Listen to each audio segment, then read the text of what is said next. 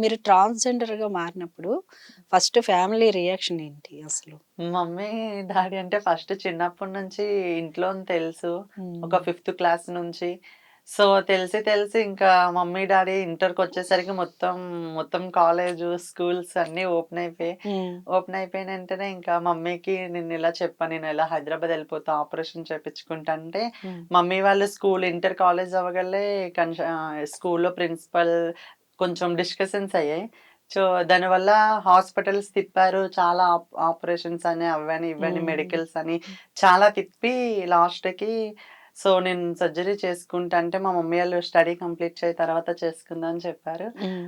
నేనలా చేసి హైదరాబాదొచ్చి ఒక ఆర్టిస్ట్ అవ్వాలనే ఒక గోల్‌తో హైదరాబాదొచ్చి ఇలా నేను ఫీమేల్ చేంజ్ అవ్వాలి. ఆ! ఫీమేల్ నుంచి తర్వాత ట్రాన్స్‌జెండర్ అయిపోయిన అమ్మాయిగా అయిపోయిన తర్వాత అప్పుడు మనం కొంచెం మూవీస్‌లో, సీరియల్స్‌లో ట్రై చేద్దాం. హ్మ్.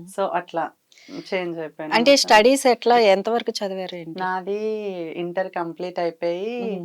నీట్ కోచింగ్ తీసుకున్నా. నీట్‌లో ర్యాంక్ రాలేదు. ఓకే. ర్యాంక్ రాబోయేసరికి మళ్ళా డిగ్రీ జాయిన్ అయ్యి వచ్చేసాను. డిగ్రీ హ్మ్. ఫస్ట్ ఇయర్ వరకు ఆ! సత్య ఇన్‌స్టిట్యూట్‌లో మా విజయనగరంలో ఉంది.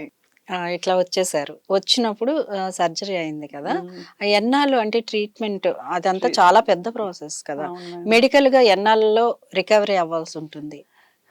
ఒక 40 డేస్ పడుతుంది. 40 డేస్ పడుతుంది. సర్జరీ చేసుకొని మంచం మీద ఉండాలి.